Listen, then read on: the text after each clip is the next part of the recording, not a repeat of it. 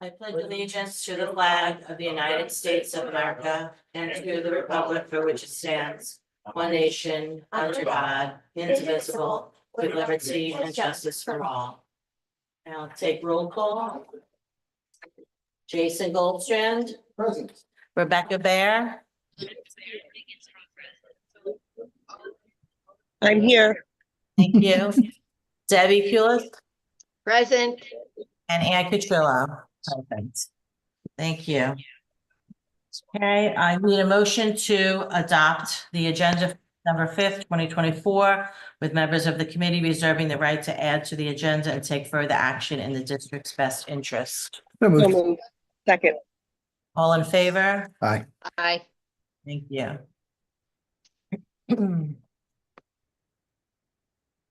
I need a motion to approve the October 9th, 2024 meeting minutes. So So moved. Debbie. Second. All in favor? Aye. Aye. Aye, thank you. Our first item is the B Alliance update. Mrs. Trinae Laurie has emailed that out to all staff, and she will give us a full report come January.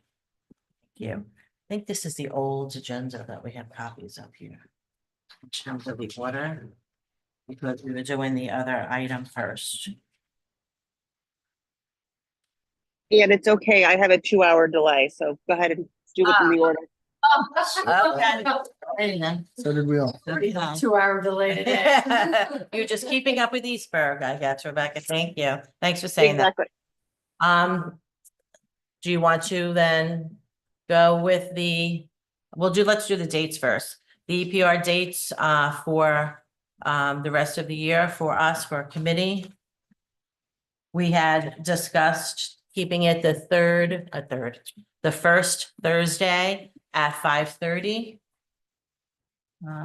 Any discussion? Well, I guess I should say, a motion to approve that.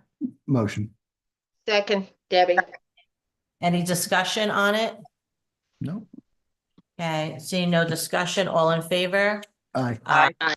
So we will have the first Thursday at 5:30. There is only two, I think, exceptions to that. The first one is I forget, but it's the 4th of July. I think the 3rd of July is the first Thursday. So if we move it to the second Thursday, we're still fine with that because the finance would still be before us. Great. So I think that date was fine. And there was one other one, but I can't remember what it was, but it was the same thing with the finance. The way the finance moved, we would be the second. So we're following in the spirit of it, just moving it as the calendar is allowing us to do that. So I'll have those put out by Patricia and sent to everybody on the committee. January 9th is the other. Was it January 9th? Yeah. Thank you. Okay. January 9th is, oh, that's right, because it's January 1st, right? Okay, so January 9th, and that's our next meeting, actually. All right. So that's a good one, no, for sure. Okay, thank you. Okay. All right, then our next item up for discussion, or in this case, a presentation, is the state of the high school report. Do you want to, let's flip that? You want to flip it? Sure, no, I don't mind. Flip it. I Okay. told you guys would be first. Okay. You sure? Yeah, absolutely. Okay, all right, so then let's move to the business proposal for personal finance. Great, thank you. And I'll introduce our team here. Tonight, to do this presentation, we have our esteemed assistant principal from High School South, is Amy Polemounter. And one of the reasons that she is here, I just want to give a little explanation, is that because at the secondary level, we don't have the instructional coaches like the elementary, what we do is we press into service all of our assistant principals to lead a curriculum department in its curriculum cycle. Of course, Ms. Polemounter was and continues to be a revered business teacher. And so she agreed to help the business department as they're in their rewriting cycle. So she will be presenting some things today, and Normally, when we do have an assistant principal from one school, we try to have the other one then from north or south, et cetera. She's not here in that capacity. She's here as in the capacity as this business department liaison, if you will, for the curriculum writing process. So thank you, Ms. Polemounter, for doing that. We also have then Mr. Sanker from High School South, Chair of the Business Department, and Mr. Lair from High School North, Chair of the Business Department up there. And they have been collaborating with us as we move this forward. What is this? So let me give a short preamble, and I do believe in your introductory documents you have a little, but for the purpose of those watching or listening, if you go back and have the recording, beginning in 26-27, a personal finance course will be a graduation requirement per the state of Pennsylvania for at least a half credit. In addition to that, they've released new personal finance standards that we need to meet. It doesn't go into effect until 26-27. So why are we doing it now? A couple of reasons. One is it coincides with the business department's writing cycle. It makes sense, right? Not to have to do work over. So we're going to do it all at the same time. The second motivation for us is that we know, and the team will speak to this a little bit in their presentation, that we want to get a jump on recruiting and hiring if we go down the road of needing more teachers in order to do this. Business teachers aren't always the easiest to find. And so we're hoping that by getting out ahead of this and doing this a little bit early, we may be able to recruit and retain teachers that may not be otherwise available by next year. Why are we bringing this to you? Usually when we do a rewrite, what you do is you see it in the program of studies. If we've introduced new courses, those kind of things. Well, anytime a course or series of courses has a staffing implication, obviously then we need to bring it to you and say, in light of all of the staffing needs of the building, is this something that's going to be feasible? So the reason the team is here today is to give you some options regarding how we propose to meet the mandate of 26-27 and that personal finance course. Thank you, Heather. So before we get started, I would just like our business teachers to talk a little bit about where we are at now and talk about our robust curriculum that we have that have been preparing our students to win at DECA competitions, state competitions, and just be competitive and going into the field of business. So if you guys want to start off, just kind of explaining where we're at. On slide 2, if you guys can see it. Right. No, I don't think we got this. We don't have this. So you don't have it. We have like a Word document. That's like an outline. Okay. Yeah, we put together a small PowerPoint presentation. We have access to it now, so it's on the screen. But what you see there is what you see is a list of class offerings we currently have in the business department at both high schools. As you can see, it's a wide array of classes, which is under the umbrella of business computers and information technology. We currently cover everything from business principles to office technologies, which Mr. Sacker will talk more about. Can we When- make that bigger by any chance? Since we don't have it in front of us? Sorry. Actually, we have copies. I'm sure. My notes are on the bottom, but it's better than trying to squeeze the few. Thanks.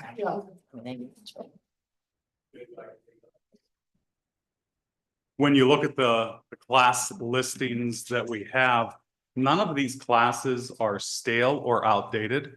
Everything we teach offers relevant education to students, especially in the business field.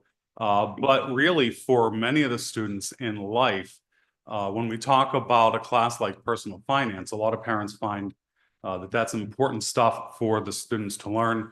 We teach credit, we teach retirement, we teach banking, we teach how to pay for college, we teach how to budget, we teach life important skills so that when they leave here, they know how to manage their money and manage their financial affairs so they don't run into some really terrible problems. We think it's a really important thing for us to teach, and we're excited that the state has passed standards that will require it for all students. So as you can see, on September 12th, the PA State Board of Education approved the academic standards for personal finance to go into effect. The standards also came in line with the same time that they're mandating, as Heather mentioned earlier, that half credit class for every student. This is, as an administrator, very exciting for me because I feel right now there's an inequity with our student population because not all students take the personal finance class. So students are not getting equal access to that education in order to be financially savvy and be successful in their post-secondary life. So for me, as an administrator on behalf of North and South, I think it's extremely important that we consider this for the equity of getting this to all students. Right now, students have the option to elect the course, and between both buildings, we average between 40 to 60 students that sign up to take personal finance. So I would like to make sure that it's mandated and that we are offering it to everyone. I'd rather ask questions as we go along instead of all Perfect. at the end, if that's okay. So for the personal finance, we're saying all students don't currently take personal finance, and you're saying 40 to 60 students in each building take it? That's across 10, 11, 12th grade. Yeah, Okay. so this year I'll have maybe 45 students total Okay. for the year. And just to go back to page one, I'm sorry, I was trying to get my computer working at the same time, but you jinxed me, Jason. Where it says, I just wanted to kind of just clarify that I see you had it on the side there, taught by math, tech ed, math. So are there any other courses that are currently taught by business educators that are on this list that Well- could be taught by other departments? Those classes are the only, at South, business teaches the multimedia. Right, Up at North, it's taught by tech ed. right, I see. There are no other classes other than those 3 that are listed. Right, but I'm asking, since we do that for these 3 courses, obviously, that we can interchange them, I guess is what I'm saying, with math department and tech department, assuming we can do that since we're doing it. Is, let's say, something like accounting 1, 2, 3, and 4. Is that something that a math teacher can teach, or can it only be taught by a business teacher? That can only be taught by a business teacher. Depending on the course, there's different standards, there's different certifications that are needed That's what I'm. for them. So the business is so vast, it really depends on the course and like what we are able to do. So as far as this list goes, there are some classes that may be able to be taught elsewhere. Like I know social studies, they could teach like in econ, and they have different classes that they could teach under them, and finance, family consumer science. So it really would depend on the course, and we can look into the certs and match that for you at another time that we could get that Yeah. information Yeah, I for mean, you. it's just general information, seeing that it's done already. And I mean, obviously, we've all perused the 3 plans. Mhm. So the one plan is, looking for additional teaching staff. And as Dr. Barretta has already, mentioned, it's one of my overall, general concerns before we even discuss finances.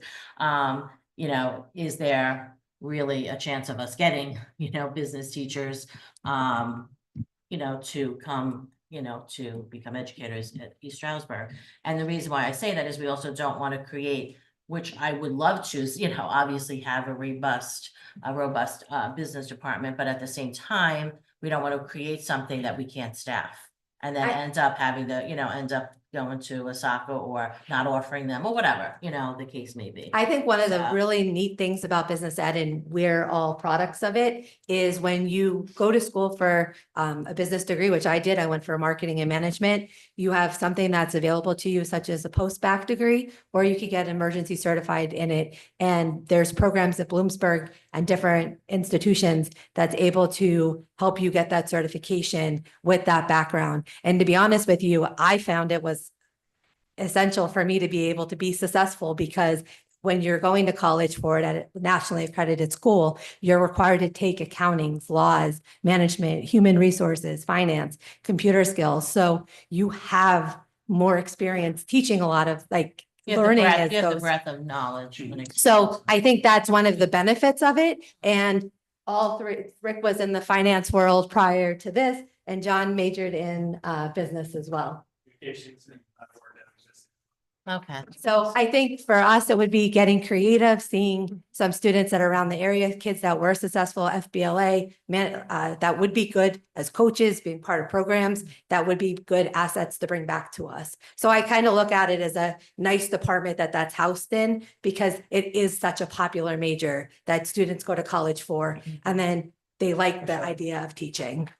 And just to Right, yeah. clarify, PDE allows personal finance to be taught by anybody with an agriculture, business, computer, information technology, citizenship education, family consumer science, marketing, or distributive education, mathematics 7 to 12, or social studies 7 to 12. That's personal finance. Correct. Yes. Yes. Which is the new course. Right, yes. Yes. Yeah. Okay, thank you. Any other questions? Okay, so that's the personal finance end of it.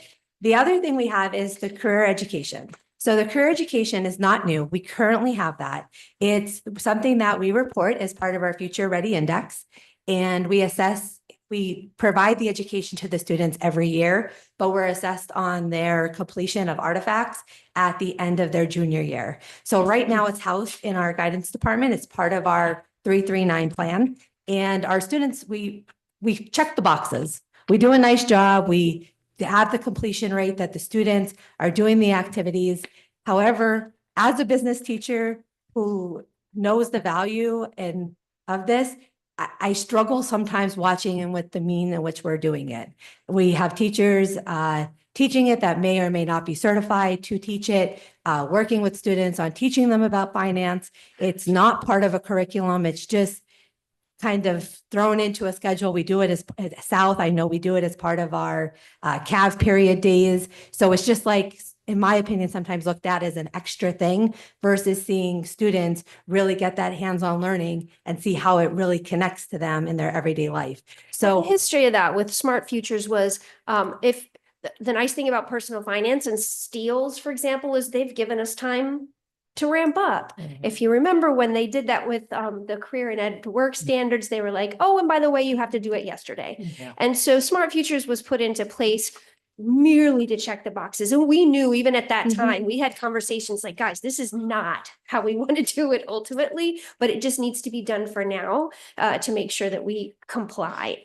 And now we're coming back to how are we doing it in a way that is authentic and will genuinely result in students really being ready for post-high school.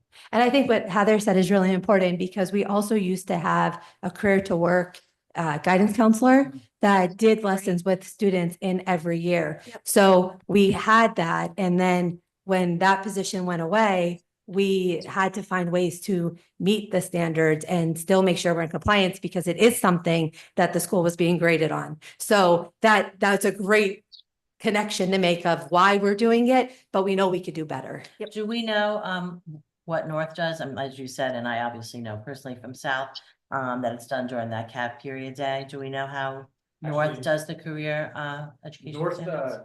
North currently includes the aspect for restarting packet. So it's not incorporated to any of the curriculum. It's just kind of a random day. And speaking with their department chair today, he confirmed that. So Thank you. I appreciate that. As a parent who's in the industry, I'm so happy that we're actually doing finance. You know, I know a lot of you guys know that that's what I do for a living. I, coach and develop, financial advisors, relationship managers. And prior to that, I was in private banking. I was a financial advisor. I was a branch manager and currently going through my MBA. So I'm excited that we're doing this finally. And we'll actually give the kids a true idea of what a career in finance or a career in business is actually going to look like, but also give students who aren't going that route the foundations to be fiscally responsible with their, futures as well, and help their families. A lot of families don't have that skill either. So we're not just helping the students, we're helping the families of the students as well. I keep telling everybody that we're going to solve the divorce dilemma. I think the other thing that's really important too is we're right now, our guidance department does a great job trying to make this real for the teachers. They provide them lessons, they provide them instruction videos to help them aid in the instruction. But when Smart Futures, that we are going to have to rely on them to be updated to the new standards as well. So new standards were just passed, and now we're kind of at the mercy of waiting for them to update the program for us to be able to make sure we're in compliance with the new standards. Whereas if we had teachers that were certified, they would, as a department, be able to make sure that everyone's teaching the same thing and that we are up to date with the new standards. And something that ties into other district initiatives is Dave Falbo. He's in the high school land, our guru of SEL. One of the things he did with John was they tied to the book and the curriculum how many things that are in the career education textbook that they were evaluating tie into the SEL Castle standards. There's about 13 different strands that meet with this course as well. So it's not just kind of looking at it as an isolated course. It's how do we tie in a lot of district initiatives in order to prepare students for their post-secondary. So that's the career education. So we do this now. We do have it. But like I said, we're hoping to do it better. Something that when we make the proposal, I know you guys already looked at it and reviewed it. Rick's going to talk a little bit about our plan A, which is to incorporate 2 new courses. Something I want to say is why we're doing 2 is because we want to teach age appropriate lessons. There's something that you need to learn as a freshman versus as a junior and looking to go to college. I know when you teach them as a freshman, the thought of credit is so far beyond them that it's not appropriate. But as they're freshmen, you need to know how to start handling money because a lot of our kids have jobs. So Rick and John will go a little bit into why we want 2, but the main reason is to make sure that the content and the financial education and literacy is age appropriate. So without any further ado, we're going to talk a little bit about our 3 different plans because we know we wanted to present you guys with options and how we can move forward. So our plan A is the one that we spent a lot of time. I know Heather met with us and we worked through different options. And this is what I'm really proud to stand in front of you and say both high schools could really benefit from this plan in many different aspects. So guys. So we're really here to propose the career readiness class and take over CEW in the business department. With that, we're going to hit every 9th grader. We're going to be able to incorporate a lot of the CEW standards that are required. We're also going to be able to, within this class, hit on some of the Castle's SEL framework. And we're going to be able to follow up with these kids. And we're going to be able to use that in our lessons and our lesson plans. So that's the career readiness aspect of it and making that a required 9th grade course. When it comes to personal finance, we're offering personal finance as a junior course elective, a required junior course elective, where we'll be able to follow up with the students and continue the CEW work with those guys towards graduation, and also teaching them that financial responsibility, in which they're going to hopefully be able to take with them for the rest of their high school careers and in their genuine career future. So that's where we're at. The bad news with Plan A, I get to be the bearer of bad news. The bad news is we need 2 new teachers, 1 for each building, in order for us to continue to have a robust curriculum that offers a variety of options for them. Each building would need 1 teacher to help fuel the 9th grade half credit class, an 11th grade half credit class that allows us to mix and match the standards between the classes a little bit, the 2 sets of standards, so that they're getting the age appropriate issues. We can talk about how to write a check when they're in 9th grade. We shouldn't talk about taxes when they're in 9th grade. That's a little beyond them. Doing their taxes is a little beyond them. That's more of an 11th grade thing. But in the 11th grade, we need to talk about going to college and how to pay for it. And we can bring guidance into that class at that point to hit the rest of those CEW standards that overlap with the personal finance standards to help them do that. So that's our plan A, which is having 2 required courses. As far as the graduation requirements go, it would replace one that would already there. There's one in computer literacy. So we wouldn't need to have any changes to the 26 credits. We could talk about that in another meeting. But I just wanted to point out that it wouldn't have impacts on that because we already have it built in. Now we have Plan B and Plan C, and the guys are going to talk about both of those. And do you have any questions I on do. Plan A? So, I saw you. in Plan A, since they are both, half credit courses, Mhm. what does that do as far as block scheduling is concerned? Like, we tend to marry our health, and PE, with the driver's ed, and then all these, like, we seem to always have our 0.5s already matched up. So the fact that we have a 0.5 in ninth grade and then a 0.5 in 11th grade, I mean, you obviously do the scheduling quite a bit. It's so- actually going to so I be know a you can answer that scheduling question. dream. It's going to be Okay. awesome Okay. because the health and PE, you're absolutely right. We love to marry the courses up because it makes a very clean schedule. So what's nice about that is the PE and health is one period. And then a lot of times the students need another 45 minutes on the other side of the Mhm. period. So when I pretty much now could have a kid that you're in health and PE 9 in first period, second period for the semester, they're going to be in the personal finance class or the career readiness. So that's really a nice thing because it gives you the period option. And I think sometimes that's where we get stuck a lot. You being in the school remember that those period classes are invaluable to me sometimes when it comes time to scheduling. In when we have, since we obviously, have about 100 students, kind of, we leave, but we gain 100, kind of evens out in terms of the amount of students in the building, but the amount of new students that, can come in anywhere between 9th and 11th grade. I guess I'm making an assumption that then in 11th grade, we would have to offer at least one section of these combined for one credit, since it's becoming, their standards, graduation requirements, whatever. Looking at the trends of having it for PE, the best comparison I have is driver's education. Driver's education, I have one teacher that's able to teach it. So for the past, as long as I did scheduling, as long as I can remember prior to me, that class was always able to meet the needs of all of our students in the 10th grade. So we average about 320 students a year. We have students that are going out to MCTI that makes changes. They meet these standards through their MCTI programming.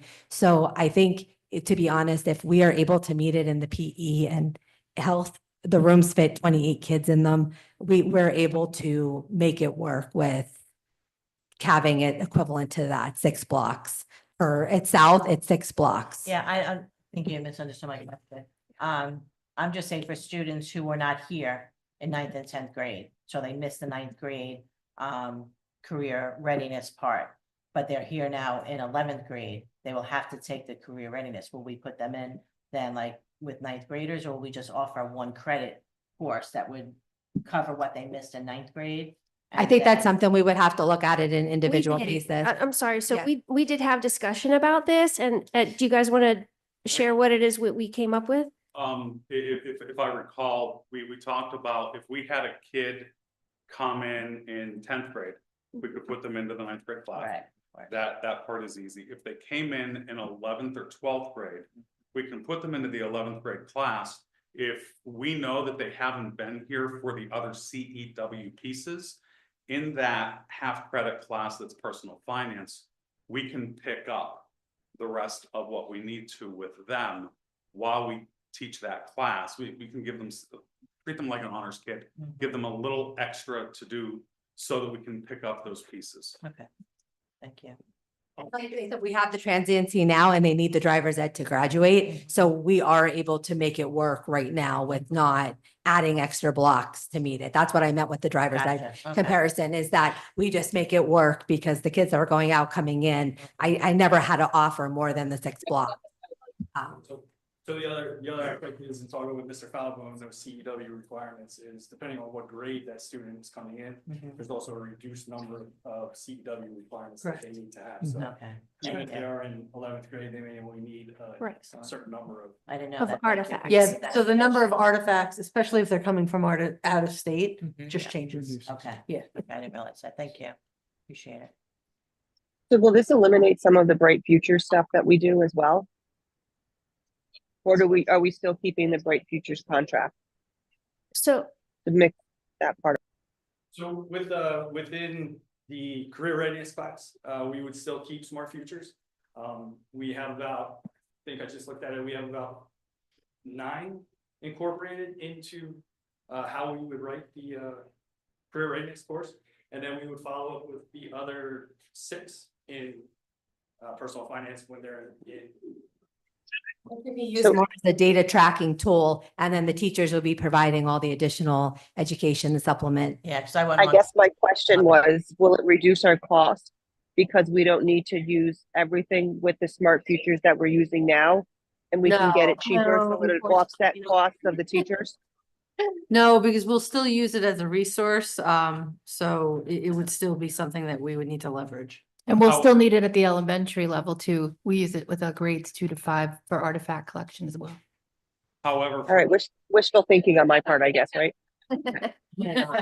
for our part, we're looking to teach into these standards. We can give more relevancy to the students by having these 2 classes that we teach into personal finance standards, we teach into career to work standards, so that they come out with more of it. Right now, in our classrooms, they do it because they have to, but they don't get anything from it. It's not relevant. It's not important to them. So we're trying to build relevancy, trying to build importance so that they can carry that with them for the rest of their life. Thank you.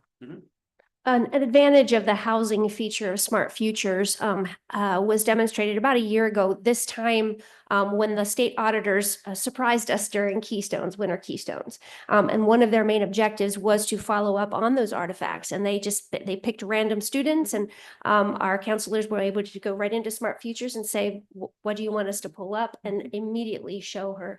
So the auditor was very impressed with the speed with which we were able to do it and the comprehensiveness. Any other questions on Plan A? So we do have 2 other plans that we prepared for you. So John, do you want to talk a little bit about Plan B? Plan B is just as a precursor. The business department is fully prepared to take on personal finance and keep it in the business department. We feel we're best adequate to do it. But Plan B would require offers a reduction in personal finance to half credit course, like we've been saying, but also hiring 1 additional BCI teacher and having them split time between each high school while continuing to deliver CEW and Smart Futures the way it's currently being done. The concern I have with that one is getting a teacher to actually agree to drive between two buildings that aren't necessarily a 5-minute drive. I think they were taught, correct me, but fall one Yes. building, spring the other Yeah. building. It would not be a smart thing to share staff between north and south. That's just a lot of lost time.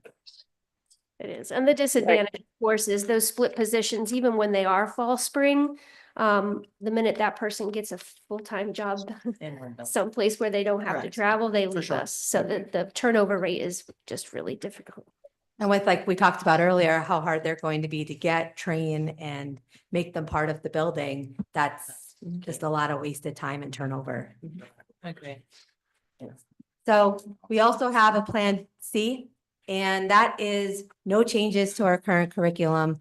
And we would just revisit this as a team at the end of the year and see where we want to go, because we know the PDE mandate is down the line, and what we could do is just kind of address those issues at a later date. So One of the advantages, right, of waiting for that is seeing where staffing shakes out in other departments. And seeing in the totality of where we are with staffing at that point. Whereas now, you can't really do that at this time of the year. Scheduling will have been done at that point, and we could probably figure that out. Again, I think their preference would be the commitment for now, for a number of reasons, but because we have the luxury of some time, we can also plan C, I call it kick the can, plan C to just strategically say, we can wait and see how staffing shakes out in totality and where this would fit in with. And one of the big things I do want to mention is the time sensitive nature of why we wanted it to be on this meeting is because when we get into the scheduling in the spring, students are making choices and they're making at the high school level, they're picking all the classes that they want to take. So if you add coursework to that, then as an administrative team, that becomes a nightmare because that means we're going to have to take other electives that they chose away from them and just totally change the process. Or if we say we're going to do it and then we take it away, then I'm going to have to find an elective to add into every student's schedule. So I think before we begin the scheduling process is the important key to make sure that we're accurately communicating what these new requirements are to students and making it part of our scheduling process. So we're not trying to catch up afterwards. So that's just kind of, if we review it at the end of the year, then I would hope to put it into place for when the mandate's required, because it would be nearly impossible from a scheduling standpoint to make happen for the next academic school year. So Yeah, let's be clear on that. Plan C is kick the can down the road and decide at the end of the year for 26, 27, Yes. not for 25, 26. Thank you. Other committee members, Yeah. I think we need to have a discussion before we I just have obviously move on, so. a couple of quick questions Yeah. here. I just wanted to go through all the plans before I'd ask you any questions on this. On Plan A with the career readiness, being a social studies teacher, I know kind of how it works in the intermediate school. With the career readiness, that portion of the curriculum, is that written into the curriculum of the social studies teacher who's teaching it? Okay, so it's an added duty for the social studies teacher to teach that portion of the curriculum. Yes. sir. Whereas creating this pathway, you would specifically have a course designated for the career readiness portion of, as opposed to. Unfortunately, I see as the career readiness is presented and taught for me, it's throughout the course of the school year. And so there's a lot of backtracking to the other information at the end of the year. It is, obviously we're not semester in 8th grade, but backtracking to get to everything that you covered in the beginning of the year, all the way at the end of the year. And I see an advantage of having a course that's specifically geared just towards that. And then it opens the curriculum back up to the social studies teacher to be able to teach the curriculum that they're required to teach. As a social studies teacher, I often am told, okay, you need to give this test. Okay, now you need to do this, and then you need to do this, and now we're doing career readiness. And you do what you're told to do, and it's simple as that, and you adjust accordingly. But I noticed that I have to pull things out. And in this way, we're not taking away from either. We're actually, I think, creating a better situation, having a course that's specific to 45-minute course per semester. Right. And I think that would be more beneficial to a student than it would be a piecemeal. That was just my opinion on that. So that would be a separate course that would be pulled out of that social studies curriculum then. Okay. Well, yeah, that's not in the curriculum currently. Right. Well, I apologize. Yeah, Yeah. since it's not in the curriculum, that would be Random pulled out. days, I believe. Yeah. is Right. what we- Yeah. we would- And then that it's would be different north created. and south, because Right. it's north is in social studies and in south it's in the We- Cavalier period. We take time out of every every teacher's teacher. schedule Right. to For that. create. Well, a yeah, we see period. that with all the Yeah, other yeah. like math and everybody else as well. Yeah, so we're, I'm just saying personal experience.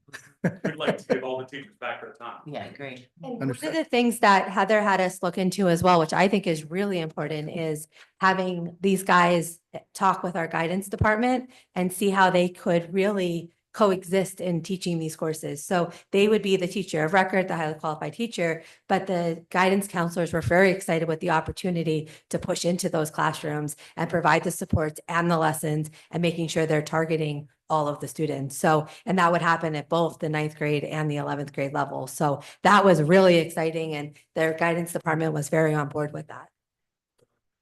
Smart Futures first came around, the business department at North was tagged to write the lesson plans to hand out to the staff so that they could follow them. It's changed hands since then, but we were originally tabbed as one of the first departments to write the lesson plans for our future. Thank you. Thank you. Rebecca or Debbie, any comments on any of the plans? I personally would not choose B, as I said, because I think that's, you're not going to get a teacher that's going to want to do both, even if it's fall and spring. That's a lot to ask of somebody, because maybe you'll get a teacher for South that lives in Allentown and driving to North is really far, or you may get a teacher from Scranton that would be comfortable going to North, but not to South. So we really need to think about that, because if you're thinking about being able to get teachers, it's not going to happen with the distance between the two buildings. It's a lot to ask of somebody to do.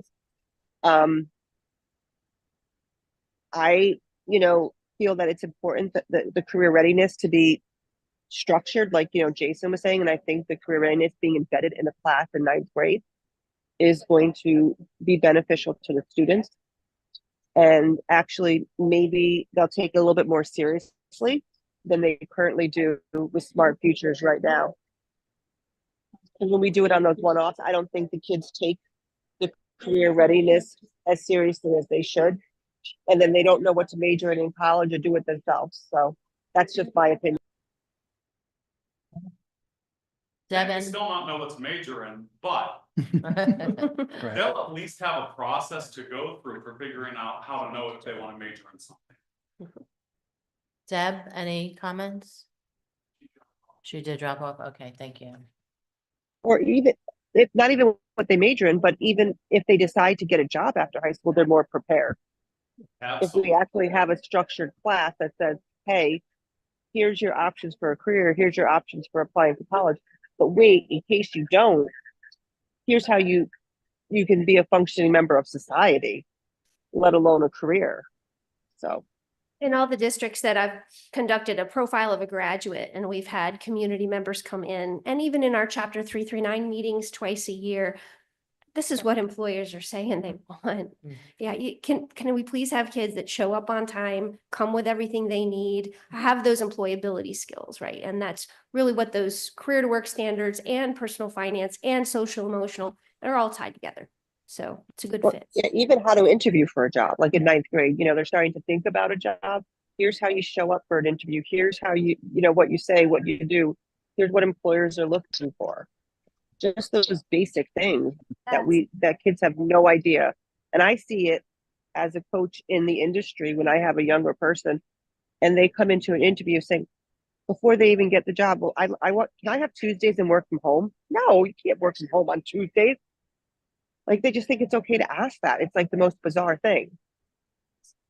Okay, so from what I'm hearing, and obviously, I think we're all in agreement that Plan A philosophically and educationally is where we would want to be. So now the question becomes, is it A or C from the financial perspective? And timing of this, like in terms, is it better to wait so that we have more data in terms of looking at even other business courses that are offered, again, certs, staffing of, we may, and this is hypothetical, of course, maybe a tech teacher is retiring and our tech numbers are down. And so we don't have to hire a tech teacher, but we can hire a business teacher then, you know what I mean? Because however many, let's just say 600 staff, that we have, and that's what our budget is based on, as long as we keep 600 staff, it doesn't really matter, you know what I mean, like what departments they were in, so to speak. But I don't think, and I don't know, I'd have to, kind of ask. Sorry, really quickly, I just wanted to let you And- know that Miss Kulik is back on, and Okay. she has her hand raised whenever we're ready. Okay, I'll let her speak. Deb, any comments you want to make on plans A, B, and C? Number one, it's about time that it's a requirement. Number two, I think the Plan A is the way to go because it's something that is almost demanded by society today, in agreement with Rebecca there. And I think that will also give the opportunity to tweak it as we go through so that by the time they're at that 26, 27 year, it will be the perfect course. But to wait and to send kids out ill-prepared, I, I think we have to think in those terms, that the longer we wait, the less prepared students will be for real life. So when you're saying in terms of timing, are A, you now, now? Okay. All right. I mean, so the reality is that this is a heavy price tag, right? Compounded annually. Yep. In day 3, I don't have a handle on our staff and welcome. how we're leveraging it. So I'd love to kind of sit down and understand, just making sure, you know, all of our teachers are teaching a full course load and what that looks like. And could we kind of, as Mrs. Cotrillo said, with attrition, kind of reallocate those 2 contracts, or would it be 2 additional contracts with a budget? I know that the board approved a budget with a $17 million deficit for this year. And practicality, we're probably looking at about a $9 million deficit.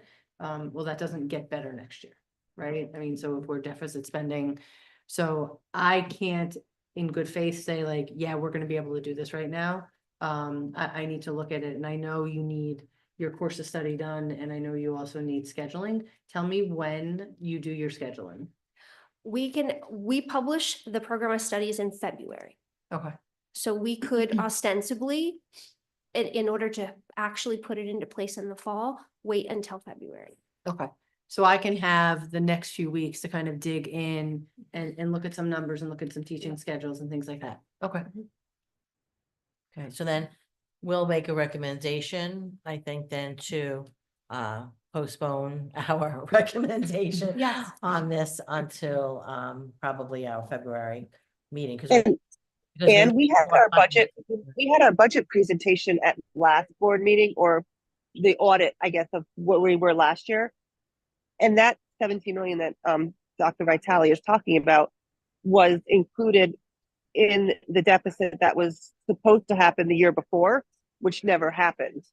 So the deficit, just so you know, is not 17 million. It's much less than that, because we approved the year before budget with, I think it was a $6 million deficit, and there was no deficit again. So Right. And that's it's what, not- that's what I tried Yeah. to focus on, was that it was a projected 17 million right now where we're at. And I sat and did a few hours of budget analysis on Monday. It looks like we're at a $9 million deficit for the end of this school year. So it's not 17 million as it was approved in June. It looks like it's only 9, which only 9 doesn't sound right when you're talking of millions of dollars. And obviously, we're always conservative with our projections, because we always want to be on the right side of that, right? So we want to project a $17 million deficit and only have $2 million.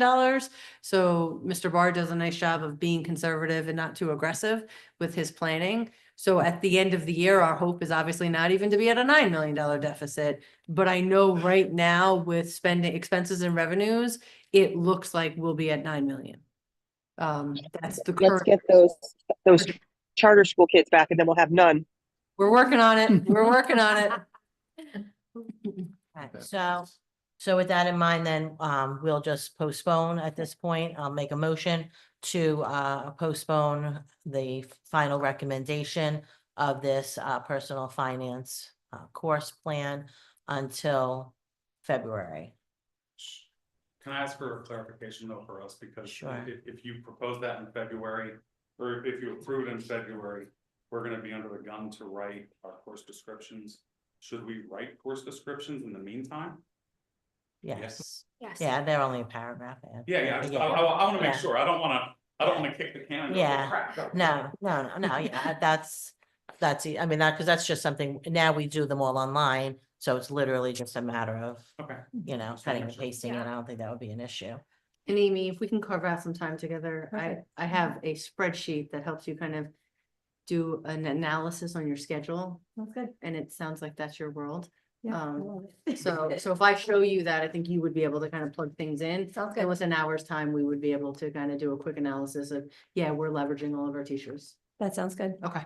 Okay, since I made that motion, do I have a second on it? Second. All in favor? Hi. I, Rebecca, aye it? Rebecca, do you agree She's with that? shaking her head. Yes, Absolutely. okay. Yes, I did. I said it, but I forgot to All right, unmute. got it. Sorry. And thank you Thank to the you, three guys. of you for Thank putting you. in so much time and effort in bringing this presentation to us. We appreciate everything that you do, and we know that the course will be awesome. It's just we want to make sure we have all our ducks in a row. All right, thank Thank you. you. Thank Thank you. you. much. Thank you. Thank you. Have a good night. Okay, moving on, we I'm looking at the new agenda. Yes. So we already actually covered everything through E. Okay, so if we move on to E, which is I think A or B in the old agenda, it's the state of the high school report. That's brought Correct. up. Thank you. And let me share my screen here.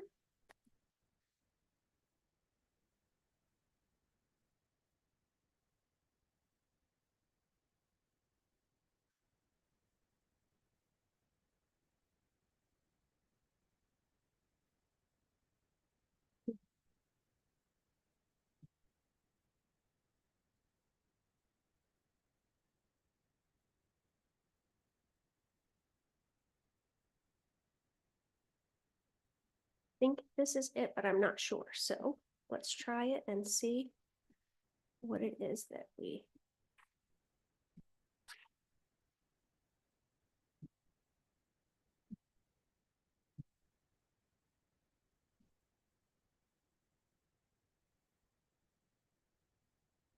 No. Hold on. Okay, I apologize. I don't know why. Hmm. Can I shut this off? Great.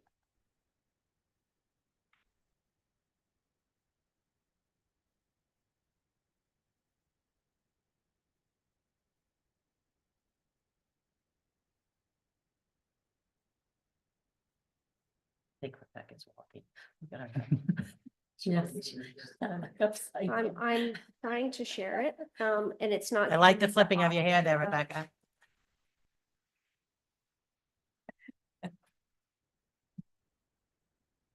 When I do that. It is.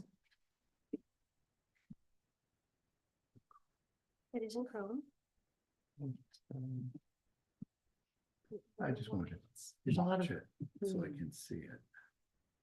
I won't be able to see it. Yeah, we should just share. Can you just share them with us? Oh, there we go. No, such luck. What I want to share in the presentation mode.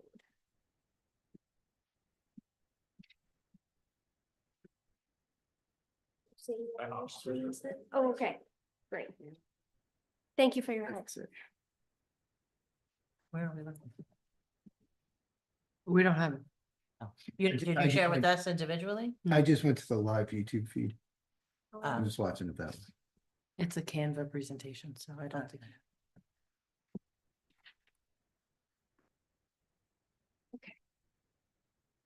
That's okay, and if I advance it, I should be good to go. Yep, okay.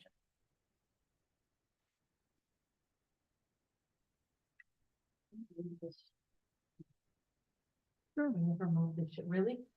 They never moved it? This was for facilities last night. There we Oh, go. that's Beautiful. Perfect. Thank you. Glad I Thank came you. tonight. I know, that's it. Get it on post. Okay. What? Oh, wait, well, as long as they can see that. So thank you for, can you see it, Rebecca? Yes, I can see it says to graduation and beyond. Yes. So, yep, I see it. Wonderful. Thank you. We have over the number of years continued to talk about the fact that students are more than a test score. But what we've not done is quantify, okay, well, what are they then? If they're not just a test score, what do we look at? What kind of measures do we look at to say we're on track for doing it, what it is that we say we want to get accomplished? So we called this to graduation and beyond because we did talk a lot about the fact that our old charge was get kids to graduation. right? That's what it used to be about. We want you to graduate. Well, we clearly have an extended charge now, which is, well, we also need to be sure that you're prepared for life beyond high school in a way that, in our opinion, is advantageous over other school districts and other people who are in competition for those same jobs. So how do we advantage our students at Eastburg? How do we prepare them in a way that when an employer looks at them and says, oh, you're from Eastburg? They say it like that. How do you quantify that? Well, we're going to try tonight. So this is our first stab. We'd love your input as we go through. If there are other things that you would like to see, we're happy to show them to you. When we go down the data road, it becomes a windy road and a really long one. And for people like myself, and I think Dr. Vitale, who loves data, we can get immersed in it. We don't want to give you so much that we drown. We want to give you the pieces that we think should guide us as we look at the little and big shifts we need to make sure every student is successful here. So we're going to talk a little bit today about two different parts. We're going to talk about measures that we use to get to graduation, and then measures that we're evaluating ourselves on to see whether or not our students are prepared for post-high school. The analogy that I always use is when you go to the doctor, right? When you go to the doctor, before you even see the PA or doctor, the attendant or nurse does three things. They unfortunately weigh you every time. They take your blood pressure and they take your temperature. Those are three indications that the body gives to say everything is either normal or there might be something that you need to look at further here.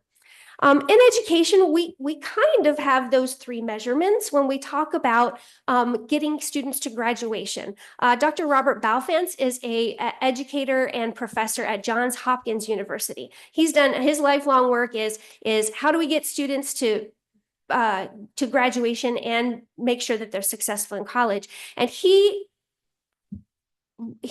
researched and found that there are three key indicators, much like the doctor. There are three key indicators for us in education that we need to pay attention to. Those are attendance, behaviors, and classroom success. Nicely, they stand for ABC, right? Why wouldn't you do that? So we are going to take a look at our ABCs to get us to graduation, and then we're going to look at some measures beyond graduation to see how we're preparing our students. Before we do that, we are going to look at a lot of numbers.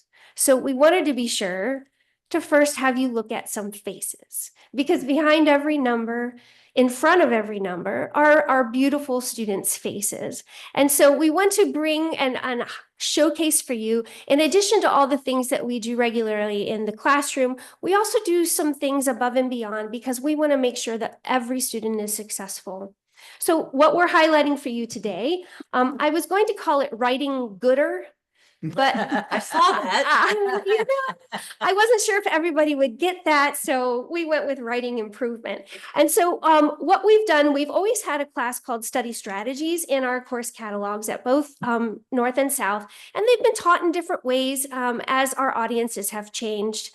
Dr. Ware, I believe we gave a shout out to him earlier in the year for the fact that he is a book author and he has authored content in this area. And so he has partnered with Vanessa Hall and Laura Householder, those three teacher faces that you see there on the left, to renew our Study Strategies course and specifically help students with their writing. And so we've got some student faces on the right there. In our perfect world, what we would like to do is once this presentation is over, actually put all of this information in a newsletter publication kind of version, a hard copy that you can have in color. And what I'll do then is incorporate Dr. Ware's write-up that he wrote of this. But I'm just going to orally talk about it really quickly. What he and his colleagues have focused on is a very specific set of writing skills and improvement from the beginning of the year until now. So what we've also put up there for you in very small letters, if you're looking at the presentation, is some some ways in which these students have improved. So the total errors in writing from number 1 to 2 to 3, the number of growth, the percent of growth, Dr. Ware has predicted that anywhere between 27 to 44% growth was made after the first writing assignment. Anywhere between 30 and 63% growth was made from the second to the third. And from the first to the third, as much as 73% growth as he has quantified. It also has the number of errors there, and you can see that the number of errors has gone from as many as 19 to as few as 3 when taken in totality. So he's very proud of the work that he's done. Obviously, it is a small scale model, and so it would be precipitous, I think, to say, great, we're going to do this across the board. We need a little bit more research to put into it. But wanted to highlight again that the efforts of our teachers are not just in regular courses, but in innovating ways in which we can reach every student and make sure that they're better in what it is that they're leaving us. So kudos to Dr. Ware, and his team. And his team does not just include the classroom team, but I wanted to highlight for you the team behind the scenes. For every student that we help, there are a number of adults, right, that come together to do this. So Dr. Ware and Miss Mary DeFazio are the co-chairs for English High School North. Mr. Falbo is our MTSS coordinator and has helped identify the students for whom this help would be beneficial. And then Mr. Stokes is our assistant principal, who's been working very closely with the English department in specific this year as they start their rewriting process. So again, we're going to look at a lot of numbers. I just wanted to bring you some faces before we dive into the numbers. Okay, attendance. ADM attendance stands for ADM Average Daily Membership. And this is a common measurement that you will find across the board. And it really measures what percentage of our students who are supposed to be in school on any given day are actually there. And this is the average for North and South, 22-23 to 23-24. And it's broken down by grades. There's not a significant difference statistically between these. And you know what? Let me stop here and give you a quick caveat as we look at numbers today. You may have lots of questions. What are these numbers all about? When we talk about root cause for these numbers and solutions for these numbers, that's really a conversation for another day. What we really want to just highlight today is we want your eyes to go either from left to right to see the progression up, or from up to down if the chart is written that way. Are the good things that we're doing increasing? Are the things that we need to work on, are they decreasing? If that's my time's up, we're in trouble because this is slide 1. All right. So if you notice this 2-year stretch, one other caveat, what this chart is comparing 2 years. Most of the other charts we have are comparing 3 years worth of data. Why 3 and not 5? Well, because 2 of those are COVID years, and it's really kind of giving you a faulty perception. And so we felt that the school year 21-22 is probably the first year where we felt we were most back to normal from our COVID hiccup. So North from year to year has gone from 89.9 to 90%, 90.13%. So that's an increase. We appreciate that. South has gone from 91.06 to 91.25. Small, incrementally, only 2 years, but obviously we want to keep tracking this and making sure it's going in that direction. Another way that we can measure attendance, however, is habitual truancy. And the state defines habitual truancy as 6 or more unexcused absences. So you may know that parents can write up to 10 excused absences. That doesn't count these. These are for unexcused. If students have 6 unexcused absence, they're considered by the state to be habitually truant. You'll also notice that in this chart, I broke it down grades 9 to 11 and grades 9 to 12. The state actually asks us to have this reported this way, even though they changed the formula. So the reason that they did this is 9 to 11 used to be the compulsory age, used to be 16, 17. I can't even remember what it was, 17, right? But they changed it during COVID, go figure, to 18. So really, what we really need to take a look at is the grades 9 to 12. That's really what our preoccupation should be. So if you move left to right, you will see that habitual truancy, which is a negative, has decreased year to year at both North and South. So we go from 41.5 to 40.19 to 34.11 in this latest year. In South, we go from 39.19 to 38.27 to 37.36. I reminded principals, and I'd like to remind our audience too, that what is interesting about this data is that this is the first time we're really surfacing it and purposefully paying attention to it. But I'm grateful that it's gone down, because what we have been focusing on are the solutions, right? What is really good for kids? What do we really think is working for kids? But we never measured it. So now that we're actually measuring it, it's fun to see, oh yeah, what we're doing is actually, at least for the last 3 years, it's working, and let's make sure we continue down this path. This next slide is a little bit of a heavy lift in terms of brain power, and I promise it's the only one that's really like this. But we have to pay attention to this slide, because this is the reason why we are in ATSI warning with the state. They don't just track attendance for the total of the school population. They track attendance for all of our various subgroups and say, we think that you need help if one or more subgroups has indications of falling below where we need you to be in at least 2 areas.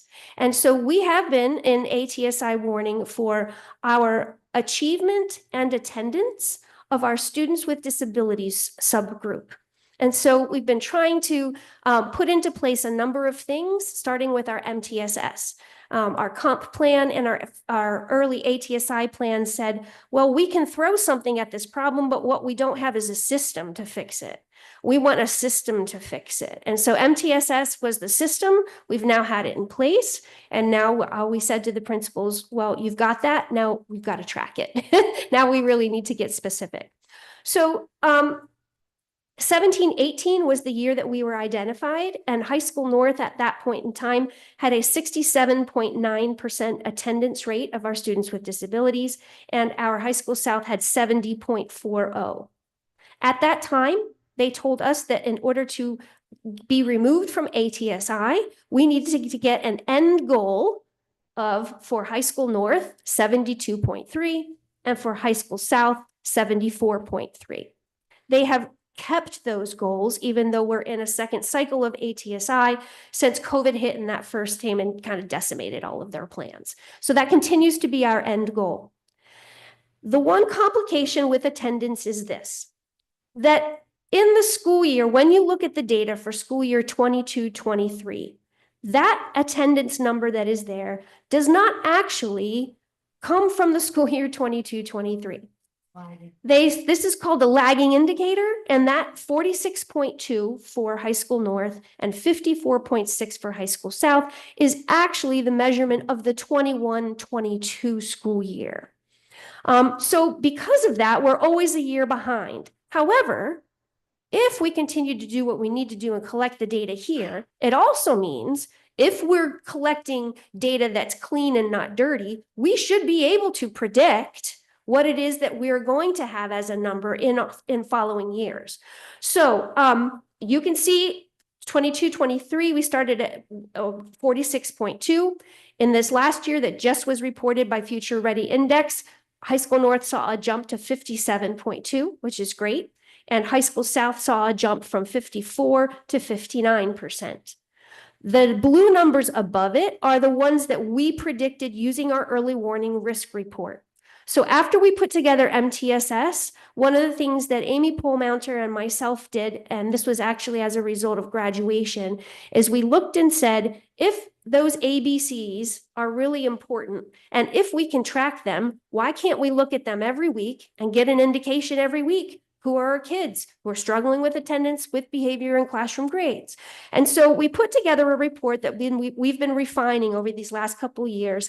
And we've used that report to come up with the numbers in blue as a prediction of what it was going to be. You can see that at High School North, what we predicted was actually low. So we were about 3 points lower than we needed to be for what actually happened, and 1 point lower than we needed to be for what we actually got. And at High School South, it was a little bit the opposite. We were 2% higher. So we will continue to refine our report and see what the discrepancy is, but it gives us at least a good indication of where we're going. The great news is school year 24-25. When we did those numbers, even given, again, North predicted low and achieved even higher. So we are hoping that 53.5 turns into something a little bit higher, maybe 3 points to 56.5, which is not a gain. It's actually a decrease, but a slight one. And we don't want to move in that direction. And then High School North, that's really South, I'm sorry, is the good news is they're predicting at 71.3. Even given the 2% that we were off, if we come in at 69%, that would be a 10% gain for that year, which would really be significant. And that really is a result of our MTSS procedures and our attendance. We have attendance specialists now at both of the high schools who have been working in concert with our MTSS and our truancy team to make sure that when we're looking at attendance, we're trying to get to the root causes of those and really attend to that for families. So again, this was that lagging indicator is always a pain in the neck, but we're trying to get as clean data as we can to really predict where it is that we're going to be in the future. That's attendance. Behavior. This one, again, one of the reasons why, and I want to go back to attendance just for a minute to clarify. We are not in the business of attendance because we're policemen of attendance, right? We're in the attendance business because we know that if students aren't in front of us, they're not going to learn, right? We need to have their nice faces and their attentive, collaborative faces in front of us. So knowing that, we also looked at the behavior portion of this to say, what part of the behavior do we need to look at that prevents students from being in class where they're supposed to be? So obviously, when we look at behavior, even as a teacher, Mr. Goldstrand, right? You've written students up for far more than these things that are on here. But what we're focusing on here is those infractions that keep students from being in class where they need to be and in front of the teacher where they're getting that instruction. So the top line is this total student enrollment for those 3 years. The following 2 lines, COC is code of conduct. So these are, for example, if we look at 21-22 for North, 351 students committed 2,649 infractions of the student code of conduct. That's what those first 2 are. Obviously, we would like fewer students to have fewer infractions every year. So that's what we're looking for from left to right. In addition to the code of conduct incidences, however, we separate incidences that are of a nature that are more serious than just, didn't bring your pencil to class, those kind of things. Here we're talking drug and alcohol, violence, weapons, tobacco, vaping, those kind of things, for which there may or may not be a criminal charge associated.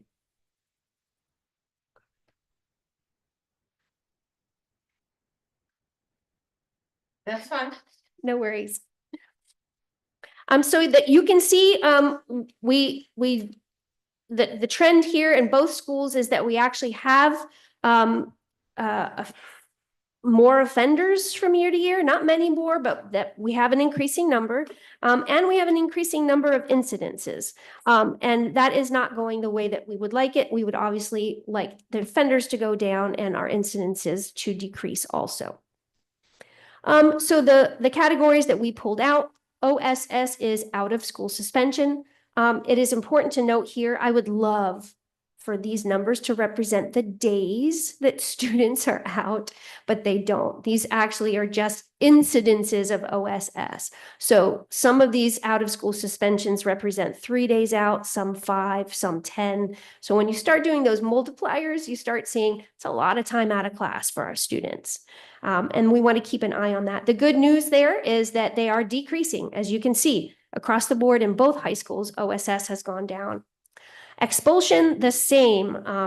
We've gone from a record number of expulsions in any district that I've been in, actually, in the last couple of years, to finally saying, okay, let's bring this back down and really help our students understand self-regulation and understand what the rules are here at Eastburg. The last thing we want to do is have students kicked out. That's not what we're in the business for.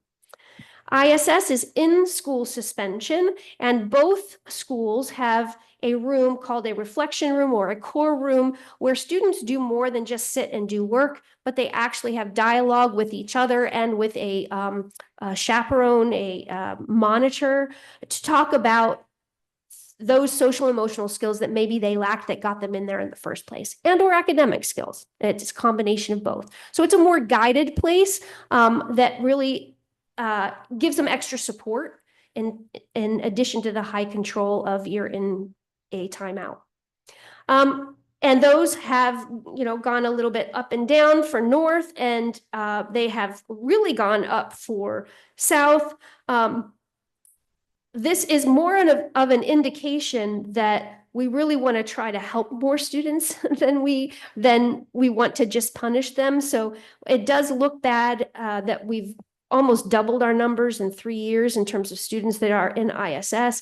But I know that some of those are students who, for whom we've actually put in supports, and we want to be sure that they are not repeat offenders. So in the future, when we've talked about this, one of the things that our team wants to see is, in addition to this behavior data here for you, it's how many times does an offender repeat? That's really, everybody's going to mess up, right? And hey, if you're going to mess up, do it in high school where, for the most part, police aren't involved. Learn your lesson and move on. Tardy to class, cut class, and tardy to school are other instances in which students miss class time. And that data has steadily gone up in some instances and alarmingly gone up in some instances. But do know that that can mean, tardy to school can mean as much as 1 second late, as opposed to 45 minutes late.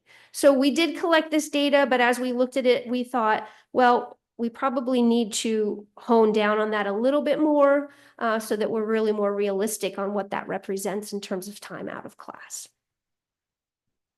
And then course passing rate. So Dr. Balfant says, and really his research talks about 8th grade in specific, but it translates to 9th to 12th also, and saying if attendance, behavior, and specifically courses that are failed, if you fail so many courses by 8th grade, there's almost a really direct connection between you making it out of high school and you not making it out of high school. And so what we've done is we've looked at, of all the courses that we have at brick and mortar, and we've included ESASD in this because ESASD, while they might not have some of our traditional attendance and behavior data, they certainly have course passing data. And so we wanted to be sure they are an integral part of our North and South students, and we wanted to see how they were doing. So I put the numbers in there also for you, but also the percentages. So I think the good news is, again, from left to right, we do see an increase in percentage of courses passed at brick and mortar. We see at North and at South. There's a hiccup in 22-23, but I think we're back on track for the 23-24 school year. Courses passed at ESASD for both schools are incrementally getting better, and we hope to continue that trend. And then, of course, our real desire is that students not fail any of their classes. We understand that they can fail a few and be still fine, but that's not what we want. So we're tracking how many of our brick and mortar students have 0 failures, and that is tracking well across the board, although we'd like to increase that. And then ESACA students also, how many ESACA students have 0 failures? ESACA in both instances is below both North and South. But again, if we go from left to right, they're tracking in the right direction. So we are happy about that. It's important for me to say here that some of the traditional measures that you may see on a report, I've not included in our report because Future Ready Index captures it for you.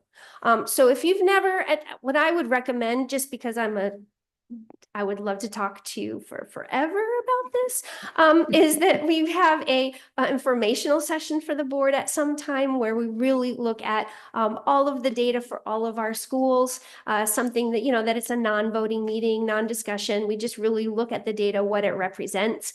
Today is just kind of an overview. But I do encourage you, if you go to the Future Ready Index site, I was going to do that tonight, but I think for sake of time, I will say maybe we'll table that for another time.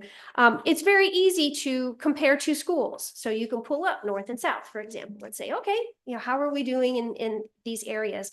And for your information, Future Ready tracks 3 different main categories. The state assessment, obviously, and that's our Keystone test data for the 11th grade cohort. This is a little different than K-8. When we talk about K-8 and we talk about test results, we're going to talk about a whole grade level of test results.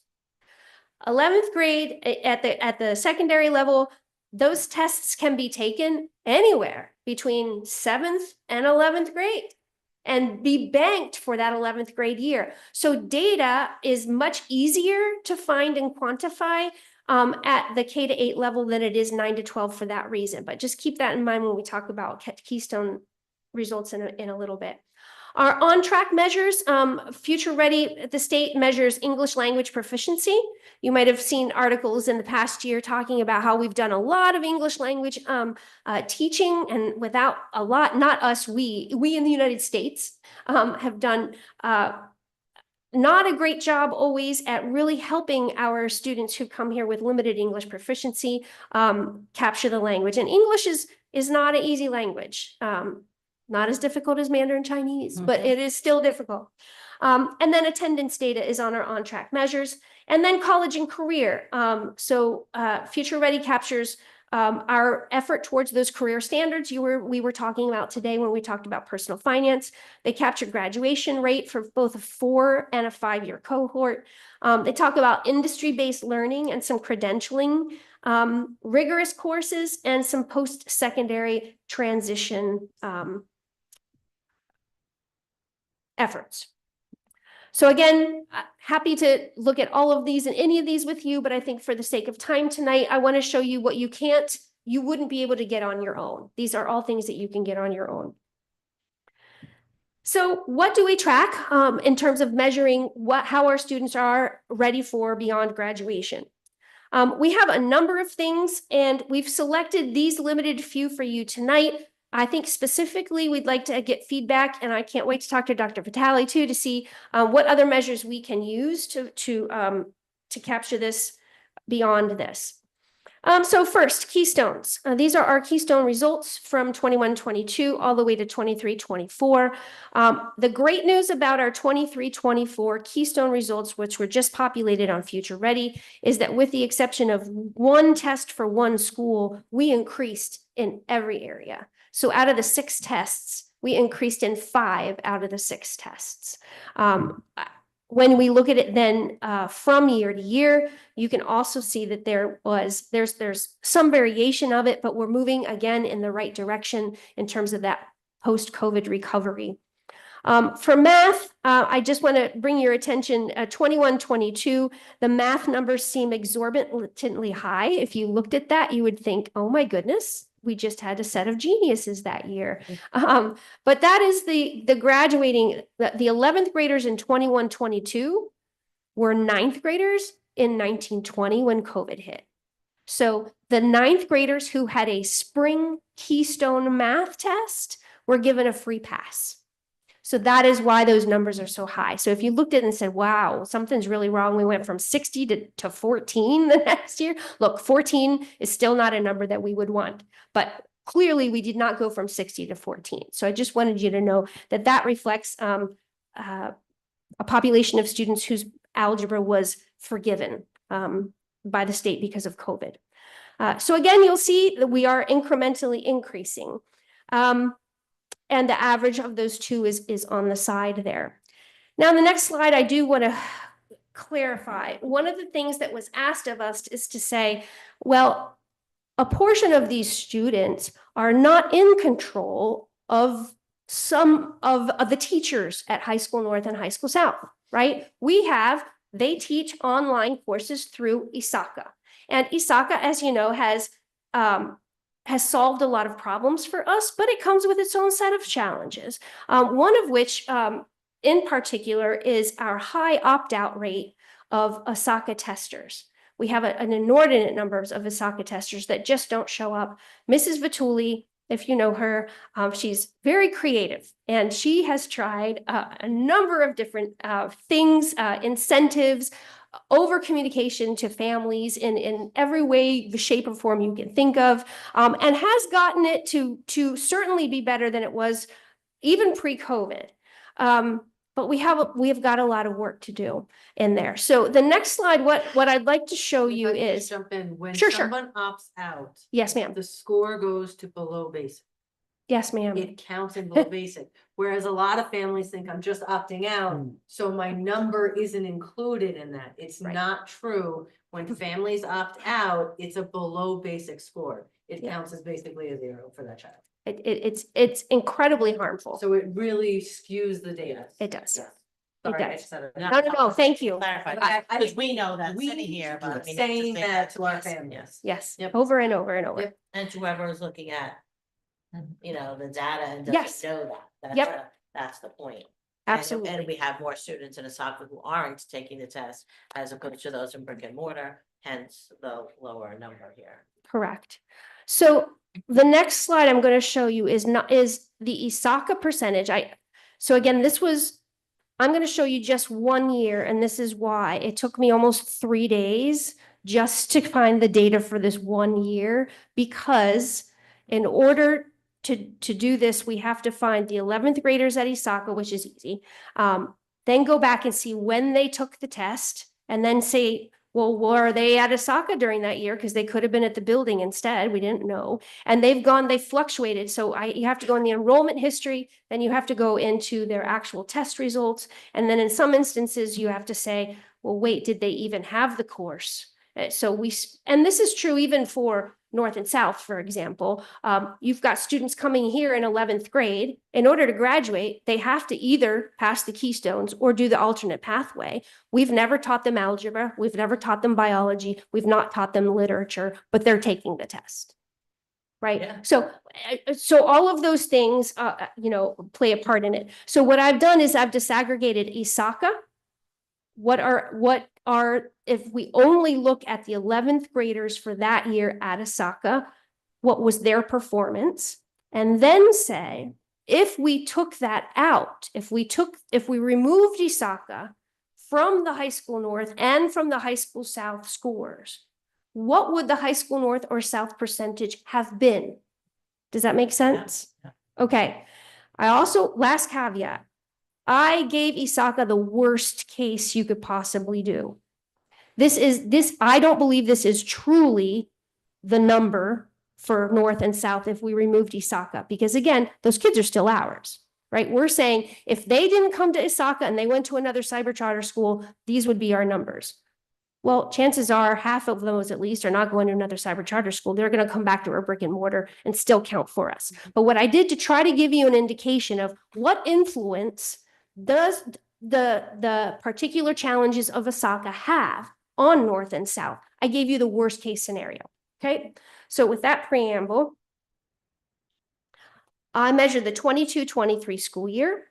Our performance in ELA for ESASD, our ESASD students, was at a 17.54%. They were proficient or advanced. ESASD for math was 4.46% proficient or advanced, and for science, 9.01 proficient or advanced. When then you take those, and you can't take that percentage out of each one because North and South are different in population. So, but when we did all of those things, you could say, if those ESACA students were removed completely and never came back to North or South, then you could see that the difference in our scores would be about 8 to 10%, and 8 to 9%. Worst case scenario, we could say the impact that what we need to do in terms of help for ESACA and help for our students, if we don't, is influencing us negatively up to 8 to 10%. Again, I don't think it's that high at all, but I would like to sit with Dr. Vitale and Mrs. Vituli, at ESACA and say, moving forward, how are we going to measure this in a true way? We have to all be in agreement with what we're going to count and not count. Yeah, we have to create some sort of tracking. Yep. I also think on this chart, we need to say how many opt-outs. And I do have those numbers. Yep, So- yep. So, and I know Mrs. Catrillo and I had spoken, but my fear about breaking out ESACA was that the people who are at ESACA are dedicated educators. Yes. And they're committed. Yes. And this is not at all an indicator. No. Of their efficacy. Not even So close. like, I just want to make sure and I know we probably don't have many people listening, but still, like, this does not show their dedication, their commitment to their students, or even students' performance. This is a snapshot in time. Yep. With a significant opt-out. Agreed. Okay. And it doesn't show, it's a deficiency. It comes from a deficiency spot, right? As I had to access every student and go into every one. The good news is I saw all their pretty faces, right? and just thinking of how much time and effort our teachers have really bled into those students to try to make them successful, and some great success stories. I saw a number of kids that were advanced in all 3 tests. That's awesome. We don't tend to always think about that in terms of our cyber charter school. So, wanted to give you just that little snapshot, worst case scenario, and then let you know we'll be working on saying how are we going to measure this so that we can best help ameliorate all of it. AP scores, something that we can all understand. I think if we've been in this, our goal is to, again, increase the number of students that we have in our AP class, if it's of value, if it continues to be of value to them, increase the number of exams taken, and of course, increase the numbers of 3s, 4s, and 5s that our students get in an effort to get a jump on college and be able to transfer these APs into college credits. So right now we're hovering, 21, 22 was about 51%. We're at a 3 or above. 60% is about where we were the last 2 years, between 59 and 60%. And we'd like to increase those numbers. There's a number of things that we can do there. We haven't been very focused on advanced placement and what we can do to do this because we've really tackled the attendance. That's really where our focus has gone. But this is an indicator of things that we're doing well and things that we could do even better. So just a clarifying question, that second row, when it says enrollment, that's student enrollment at 9 through 12. That's not enrollment in an AP course. Thank you. That is a good clarifier. That is not.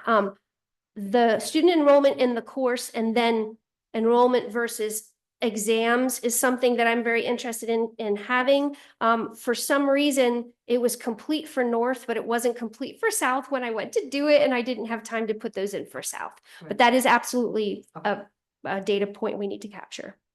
Because like you, I could stay here till 10. I know. Talk about all these numbers. Yep. Thank you.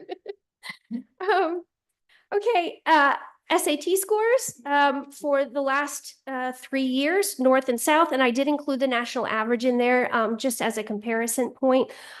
We do continue to kind of have some, again, COVID recovery, I would call it.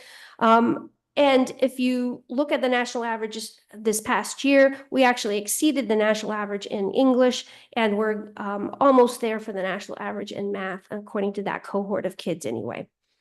So we'll continue to track that. One of the things I don't have that I would like to put in here, if you've ever worked with a college board, I lose my Christianity every time I go on that site because every year they change the password and it's so cumbersome. So when I went to find the PSAT data, if you know, we administer the PSAT, we pay for it and administer it to all of our students. That is a great measure that we need to be capturing.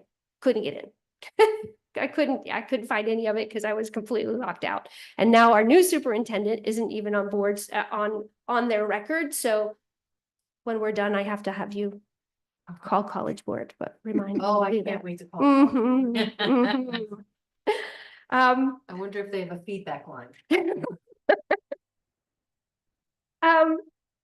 Some more great news. If you know Dennis Verga, the director of NCTI, he's just fantastic. And our students who do attend there have get a wonderful education and have really started to recover from COVID in a way that you can see there below. So moving from a 71% in 21-22 to 90, almost 94 for North, and from 87 to a 96 for South. Those are just really great numbers. If you remember his report too, this past summer, whenever he had it, our enrollment also has increased.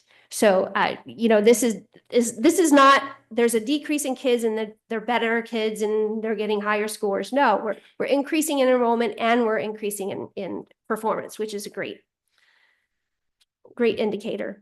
Oh, sorry. Our dual credit success. What we have, I only included a very small amount of data here because in January, we plan to give you a full dual credit and dual enrollment report because we're going to ask you for money again. Last year, we asked for financing for students who wanted to do it. You were kind enough to say, yes, we'll do it for a year, but come back to us with data to show us how is it working. And so we've managed to capture just the dual credit. The dual enrollment is a little bit more tricky because if you remember, we're still wrestling with ESU in particular over the fact that we don't get access to the students' grades and they won't give them to us. So NCC does, and they do a great job. The MOU with ESU says that they'll only release them to the student. And so then the student can say to us, well, we're not going to give you if I'm going to give you a D, I'm not going to put a D on my report card. No, I'm not going to give you the grades. So we're still working that out. Dual credit, though, was different.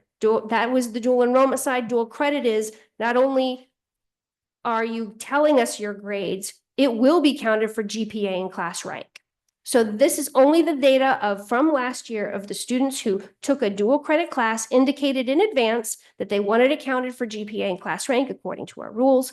And you'll see at North, we had 7 students. At South, we had 17. At North, 7 students took 13 classes. At South, 17 took 18 classes. And I'm happy to report that only 1 student at each of those schools did not pass their class. And they both failed with a 64, I believe a 65 was, when I saw that, my heart was like, oh, seriously.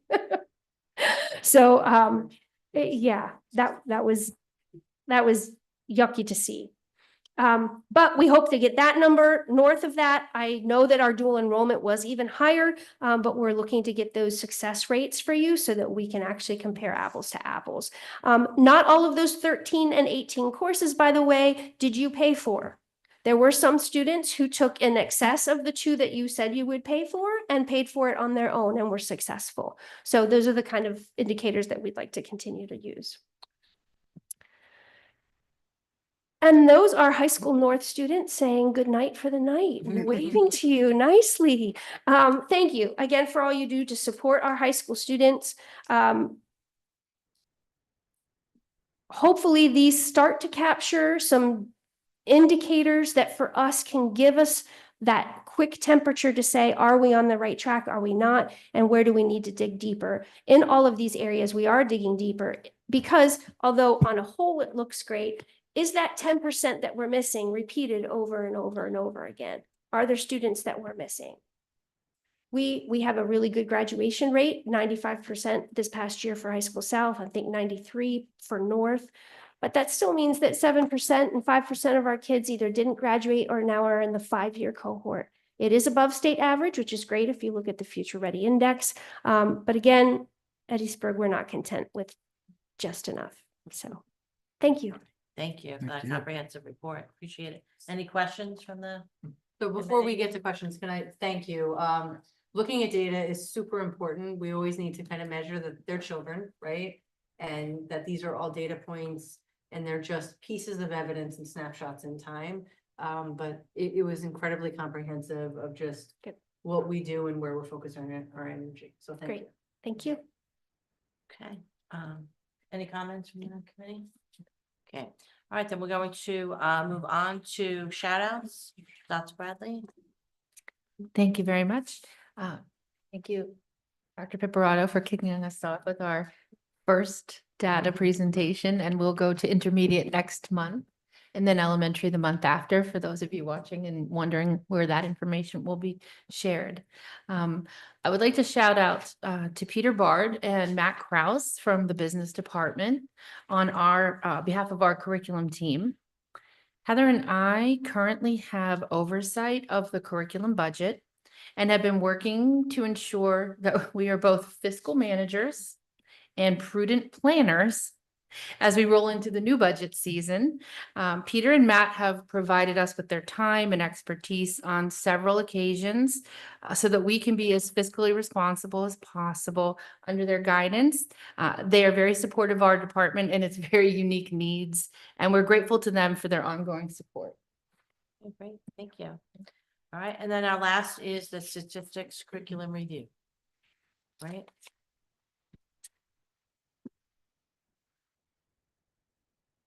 Yeah, sorry. I had a shout out, but it was to Dr. Ware, and then he provided me with all that information for this, so I put it in the presentation. So my shout out was for Dr. Ware and his team, and we had that in the presentation. Yes, the statistics curriculum review, you should have gotten the statistics curriculum. That was an omission from last year. It was just one that was not done in the math department at the time. And so they're catching up with that. You should have received a draft of that. And then you've got the month to please review it, ask any questions that you need. A reminder that it was done in the old format. Yes. Because we were still using that at the time. And from this point on, after the statistics, you'll see the new format. So any questions, let us know. And if not, we'll vote on it next time. Yep. Okay, great, thank you. Public participation, is there anyone online? No? Okay, thank you. All right, so we don't really have any advisory recommendations this month because we already said we will postpone the personal finance. Right, and so just a mention that our next meeting then is January 9th at 5:30 because of the January 1st date, of course. All right, and so make a motion to adjourn. So moved. All in favor? Aye. Aye. Thank you, everyone. Thank you. Thank you. Is poor Rebecca still on delay?